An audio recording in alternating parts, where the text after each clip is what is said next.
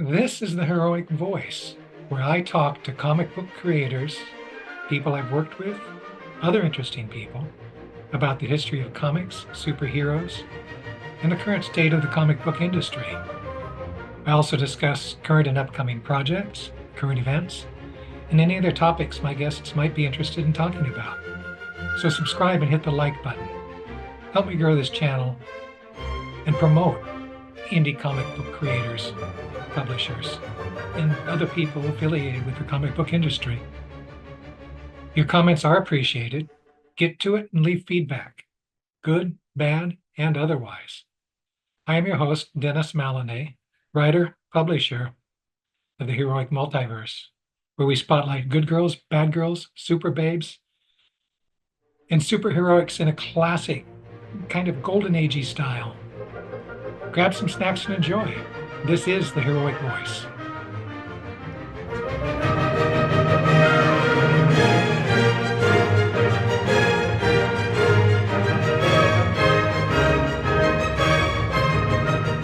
Hi, welcome to the Heroic Voice. This is Dennis Malinay. I am here on, what is today's? April 26th, 2025, with Greg Elkins of Tiger Paw Press. We're working on a new project. We've done the League of Champions source book, which is right behind me. We've done the League of Enemies source book, which is right up there above it. We're going to do something a little bit different. We're going to be doing a campaign supplement for our third joint project together. And since this was your idea, Greg, why don't you launch into it and tell people what it is and what it's all going to be about? Well, way back when Champions first started, there was often reference to somebody called Professor Pomegranate and the Ubermachine.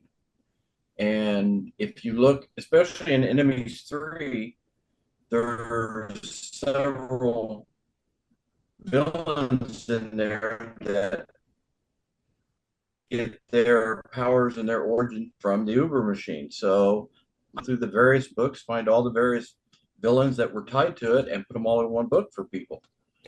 And then it's Okay. kind of talking with you, and it's kind of moved into more of a campaign setting. Hmm. Yeah, I know yours frozen a couple times and then started back up. Okay, well, let's bear with it because as long as the audio is going, we don't need necessarily to gild the lily.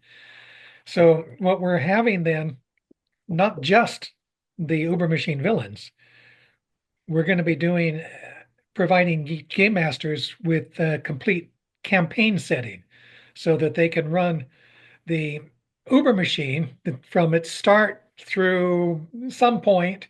And the interesting thing about this for Hero Comics fans, the Heroic Publishing fans, is we're going to be going way back to stuff that happened before the comic books even started getting published. Right? We're going back to the Yeah. origins of the Uber Machine with Pythias Pomegranate and the Invincible Thugmaster and some of the first products of the Uber Machine, including, that's your cue. My favorite. Yeah, I've dubbed them the Goldies, but it's Gold Brick, Gold Mine, and Gold Rush from an article that you wrote for a venture club called The Guilt Complex. Yes. And now there's other villains, of course, and we'll name them as we go, but those are the three that actually will start the campaign as well. And those are the first three that actually referenced the Uber Machine, the first publication of that in any Hero Games Yeah. product. To give credit where credit is due, the Oh, Guilt see, I didn't realize Complex that.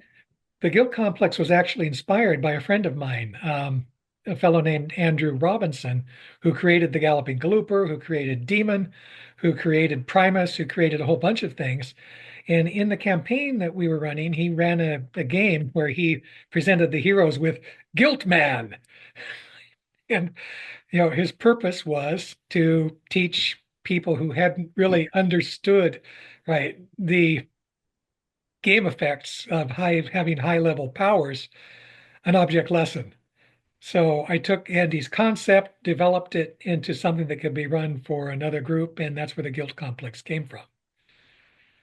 And see, as Without, I mentioned one of the earlier I mentioned in one of the earlier podcasts we did, that article actually inspired a entire villain group I created.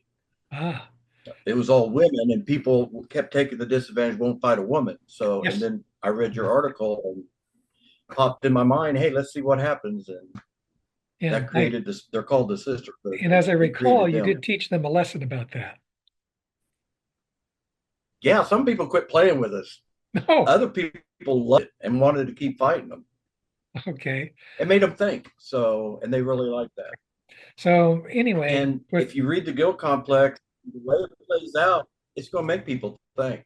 it will, it should, it's supposed to. One of the problems that you have with new players is that everybody tries to do as much as he can. I'm going to be the most powerful hero around, right? So you've got to do something to rein them in. This is one way to do that, not the only way, but give them some fragile villains to deal with and see how they take it. So Absolutely. ideally, that is scenario one, where if it's at a bank or someplace, the guilt complex shows up and the heroes deal with them, and it could be that something bad will happen to one or more members of the guilt complex because they are fragile. It's a pretty safe bet. Yeah. Yeah, So, it's a safe bet somebody's going to have. and that leads us to a second scenario, which I would very much appreciate you describing for the minute, because it's something that you don't necessarily have to deal with a lot in superhero role-playing game campaigns. Yeah, the second act, if you will, is going to kind of take into account all the things you don't think about on the aftermath. I mean, of course, you have the cops, you have the reporters, but you're going to have damage to structures, to cars, The people, and the people, and especially in the case of the guilt complex, there could definitely be an issue. So fighting whoever, and you accidentally kill him. or Now hurt you him have a very problem. The badly. cops are going to want to arrest you. Yeah, the cops are going to want to arrest you. But if you get arrested, they do things called fingerprints. And if you have a secret ID, that's going to cause an issue. Yeah, So now the thing, do you willingly turn yourself in? Do you run to turn yourself in later, which causes more issues? These are a lot of things that never come up in normal, normally it's just, okay, you stop and go home. And in this campaign, it all keeps rolling together and all connects. yeah, you've got to role play it. So you have That's to, the point of this. And we're taking an opportunity here to introduce a specific character into it. The yes, Act Two villain, or maybe not a villain, depending on how the GM wants to present her. at least at this time, Yeah. Um, there's a lawyer involved, right? The Greg, blonde bombshell. the blonde bombshell, Marion blonde. Press, Esquire. Um, Yeah, she's one of Flair's pro antagonists. She's appeared in the comic books on several different occasions. She is one of the Invincible Thugmaster's girlfriends and also happens to be his personal lawyer. She in this case, she specializes in everybody needs legal representation, and most people don't want to touch supervillains when they go to court. The blonde bombshell will, right? She will represent them. and in this case, maybe heroes. In this case, maybe heroes, right? And there are two ways to go about this in the campaign. And we need to get into this. One, if the heroes do get in trouble with the police, right? The blonde bombshell, Marion, says, well, okay, they're in trouble with the police. They need representation. I might as well do it, right? So, anyway, or it could be that the police don't prosecute, right? Depending on the GM again. And then you've got a civil case where the blonde bombshell would be representing the guilt complex and suing the heroes. Right? The family of them. Yes. Or if they survived, right? It could just be terribly maimed, right? Excessive force, right? Not necessarily wrongful death, but excessive force. There's a civil suit there. And, Who provides money for the heroes? Is it deep pocket? Is it the government? These are all campaign issues that need to be resolved. You probably have quite a few insights into this. How does the GM work legal problems in the campaign in an interesting way for the players? Well, it's going to depend. The problem you have if they don't prosecute the heroes, if you don't prosecute a hero for putting somebody in a hospital, how can you prosecute a villain for doing the exact same thing? So then you have that dynamic. Now, when you go to court, if only one player's hero is being charged, you can have the other players actually help the GM by playing the lawyers, playing the jury, playing the judge for that matter. Or playing the So witnesses, character witnesses, play right? yeah, all of it. So again, it's more role playing, but this is a role playing game. But it's also an aspect a lot of people don't deal with, either because they don't want to or they don't think the players are going to enjoy it. And if a GM runs it right, I think the players will enjoy just as much being the witness, against their friend as just beating some guy at the bank and leaving the rest for the police. It's the GM's going to have to gauge who does what, but with just a little bit of forethought, I think it'd be a really fun gaming session.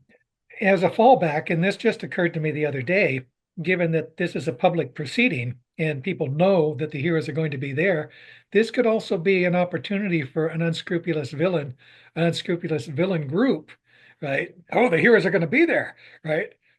Yeah, It's the if you're chance. hunted by a hero, he's going to know exactly where you're at. Hunted by a villain, right? Yeah. You know, Yeah, yeah. it's a If you're chance hunted to by bring a the hunted hero, in. or I mean, a villain, a group, even a government agency, Hmm. they're going to know exactly where you're at. Right. So So there are yeah, lots of it different can ways that the play, GM could go with this. and it can come into a slug. It can turn into a slugfest with the problem of if heroes are there, you're going to have reporters there, you're going to have bystanders there. So now you have all these things playing on your mind. You don't want them hurt while you're trying to save yourself. Yeah. You don't want to accidentally hurt somebody else. And there are So also the it can just possibility that more and more and more. people at the proceeding who have abilities that people don't know about. Um, Yep. Case in point being the blonde bombshell herself. At this time, early on in the heroic publishing universe, people don't know that Marion Press Esquire has superpowers, right? And she doesn't want people to know that.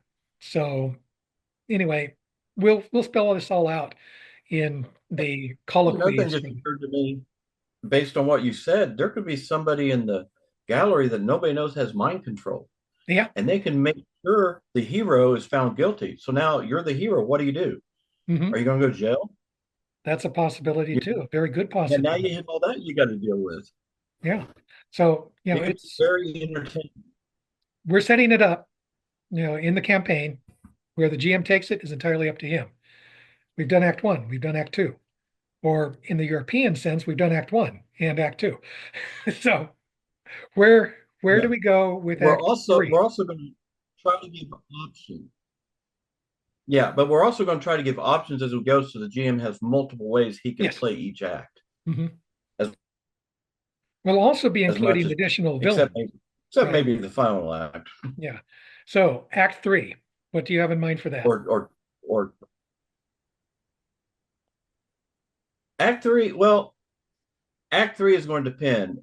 Initially, I planned act three based on the fact that one of the guilt complex does not come out of the bank or whatever breathing, and in act three, and maybe even at the end of act two, depending on how the GM wants to go, you find out he's alive and well. Well, maybe not So well. now the heroes have got well, maybe not well, or possibly well. So now the players have got to figure out. Wait a minute, I know I hurt that guy. How can he just be running around with all the others? And it also leads into what they've been doing the whole time. They've been collecting things, and now the heroes have to go figure out why this guy is up and walking around, and why are they trying to get this stuff, and of course stop them from getting that stuff because that's what you do. You're the hero, Right. And clearly the bad guys have some evil motive. right? Oh, well, they're villains. That's a given. Yeah. All right. So we haven't fleshed out Act Three yet very much. Not I completely. No, but the concept is right. There's something going on, right? There's a MacGuffin out there. Now it's time for the heroes to figure out exactly what is going on. And I'm assuming that this is going to tie in with the reason that Pythias Pomegranate was able to get financing for his Ubermachine project. We will likely drop some clues as to the existence of Professor Pomegranate, some connection between the guilt complex. If the heroes do some research into Marion Press, right, the lawyer on one side or the other, they may find a connection to a fellow named Maurice Belloc, who is in some circles better known as the Invincible Thugmaster, right? So, So what's the yes, connection between this guy but and and then the guilt complex? Any they're more? going to find out. We Yeah. don't want to leak too much, but Well, no, no. in In Act Four, Act Four. my plan for Act Four is a fight. They're going to collect more stuff. The heroes will get there before they get away, and of course, there's going to be a fight because that's what happens when villains and heroes meet. But the theory is let them get away because that, or have the GM make sure somebody gets away because that will lead them into Act Five, which for now I have as a final act, but that's assuming we don't come up with other things to put in between, Well, yes, there's which plenty of we're room good. for growth here and suggestions, even if we don't formally, make Act 4.5 or Act Yeah. 4B, right? We will Well, they keep provide, coming up with new acts, so it's hard to tell. it's hard to tell. The Hard to tell till we're done. Alrighty.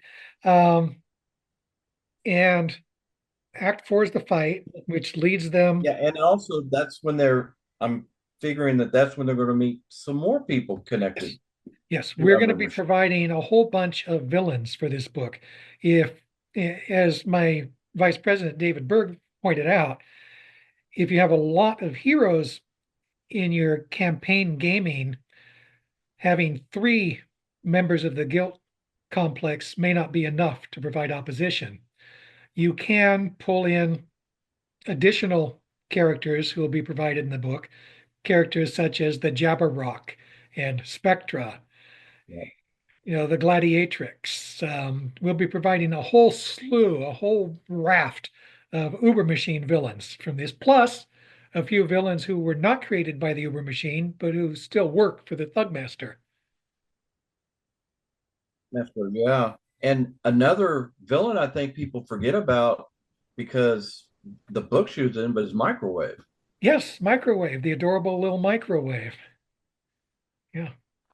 Yeah. She's never appeared in the So comic I books. mean there's plenty. No, but you know, I'm sure you can work something out.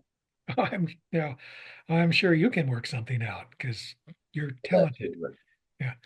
The now I will say in Act Five, I'm planning on everybody and their brother being there for that fight, mhm, because that's the big finale as we have it now. as we have it now. But still, there's still plenty of spaces in the earlier acts to slip in a few people if they wanted or if they Absolutely. needed. And some of their own characters. And we're Because also, I suggest, I don't know if we agreed on this, we can provide rules for a GM who wants more Uber machine villains to make them himself, like maybe a random power generator or something like that. yeah, We can probably include that as a feature in the book, right? You need another villain? All right, here's how you make one using Professor Pomegranate's Uber machine. Now, and by the same token, we just released a book full of villains, some that's of true. which some of which has loose connections, so they could use them as well. That's true. The League of Enemies source book is out there for you. Get it. Um, and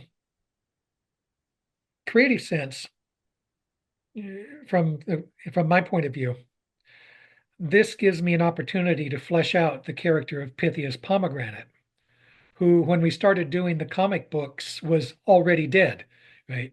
Even though he wasn't in fact dead, he'd actually been shunted off into a different dimension where he'd been hassling Commander Fantastic and the All Girl Hero League. Um, but as far as the champions knew, as far as the Thugmaster knew, as far as anyone knew, Pythias Pomegranate was dead. Right.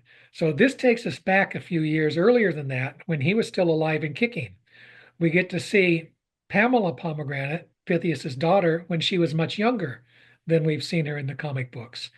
We get a glimpse of Pythias's twin brother Damien, right, before he kind of took over the family business. And from my point of view, as I said, this is an opportunity to flesh out a character that I've never been able to flesh out before for various reasons. So that's something for fans of the comic books to give them an additional reason to pick up this source book. And Um, see, now one of the things I'd like to do in the um, final act is tie it into what everybody assumes, which is, the good professor met a horrible end, and who he was working with in the first place, mhm, which is the Thug Master. right. And I thought we could do that I believe it was a Flair comic. You can correct me if I'm wrong, but one of Pomegranate's henchmen comes in carrying this bomb Hmm. and trips and falls, and there's all things happen. I was thinking of including that at the end of Act Five That sounds good to because me. because that would Um, set up everything, including Thugmaster. right. And then we can do a Thugmaster source book. Right. And Yeah, because we, I don't think we should include him here we because can reference him. he's tied to Ubermachine, but he's not part of it. Exactly right. And this is what Ubermachine is and has done. So yeah, we will definitely talk about the man, but he would have his own book, Now, something to and bear in I'm sure he's mind got more than is enough. that the Pomegranate family, the Popkins, which is their real name, are Canadian, right? The family lives in Calgary. We'll Um, try not to hold that against them. I love Canada. Canada's great. Yeah, Um, but they sent us Justin Bieber, so well, well, they also sent us the Second City television crew, which was cool. sure. Uh, So I've got nothing against Canada. Canada is a wonderful country, and I love I actually have a couple Calgary. of I cousins. love going up to the Calgary convention one year. I took up a bunch of stuff and came back with nothing. Everything I took to that convention sold. So I have nothing but Good good convention. things to say about Albertans. Yeah. Um, Yeah, but no, I have a couple of cousins that live out on the west side of Canada. so anyway, my thought was, as far as Act Five goes, right? It's getting hot down here in the States. That Act Four thing. Pythias is probably thinking to himself, I probably shouldn't stick around here. Maybe I should go home and take a few people with me. And then he comes up, because he left all the Uber machine stuff behind, right? He didn't take it with him. He comes up with a different plan, which is what we see in that Flair comic book, to blackmail Canada with the threat of a Darkon bomb. Right. And that's Act Five. For however they do it, the heroes get a lead on Professor Pomegranate. They come up there, right? And all heck breaks loose. So, and that will be Yeah, Act Five. And as far as we know, if it actually is Act Five or Act Six or Act Seven or whatever it is, that will be where the book concludes, with a whole bunch of scenario ideas, background information, stuff for the GM to use as he sees fit. So. and see the interesting thing, which could be as a tidbit after the final act, when like you said, when he goes to Canada, he leaves everything here. Right. Well, when the heroes come back, everything's gone. Everything's gone. Mhm. So now they got, so that's another continuing thing for any campaign. They got to, where'd the stuff go? We know he didn't take it with him. Where'd the stuff go? Yep. And that can lead into somebody else taking up the family business, as we said. Yeah, as we said. Um, you mentioned the enemies book, right? We need to tie Ogre into this, because he does, in fact, have a connection to the Yeah, pomegranates, right? yeah. So So that's an we'll have obvious to, one. and like I said, when we're starting to have other villains show up, there's no reason Ogre couldn't be one of them. Hmm. Yeah. Absolutely right. There was And something else in here. Um,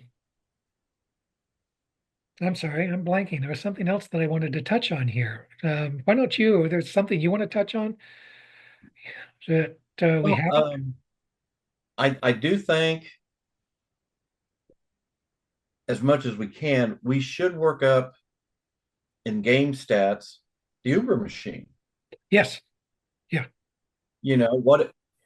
I mean, we can give it a PDED, for people getting hurt, all that, but I think it should be described. I think we should kind of cover how it works and in the game itself, how a GM approaches it, which I don't think it'll be hard to do. I kind of have an idea already, Okay. Yeah, but you mentioned it. that way, yeah, I think, to me, it's just a transformation attack. Be a large one, but still. But I just think that would be a good thing to do because GMs could actually use that in adventures. Because let's say a hero during the fight, a hero gets knocked into it and locked in. Well, the transformation attack could be going off. So now they're dealing with that as well as getting out. So I just think that would be useful for GMs to have. I remember what it was. I wanted to mention something about the Uber machine. The technology is unreliable, right? It sometimes doesn't work. People have died from exposure to the Uber machine. Sometimes the powers that it grants are temporary, right? For some whatever reason, people can't retain those abilities. The concept is that Pythias Pomegranate did his doctoral thesis on paranormal abilities. The reason he developed the Uber machine was because he wanted to try to figure out a way to imbue people with paranormal abilities. It was a scientific experiment for him. And he knew that things might go badly, but as he puts it, you can't make good matzo without crushing a few olives, There you go. right?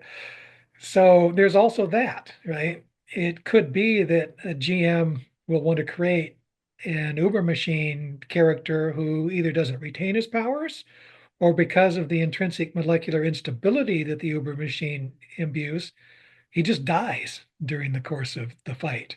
Right? That's why the guilt complex is so fragile because they're molecularly unstable. With the blonde bombshell, as she later became Damien Pomegranate, when he imbued the blonde bombshell with her powers, took advantage of that molecular instability and ended up giving her the ability to blow herself up. It's so, and then reform, right? And and if you look in old hero game stuff at the villains that were worked up from Uber Machine, most of them had vulnerabilities as a disadvantage at that time or a complication now. So Mhm. that's another thing. I mean, like you said, it may not stick around, and if it sticks around, now you're susceptible to something Yep. because of it. Or in Jabberwock's, situation, he looks like he's made of rocks. Right, because of the So trying to it's not compensate perfect for by sure. making the molecular density, right, to compensate for the molecular instability, right? Um, Yeah, you don't come Spectra, out perfect.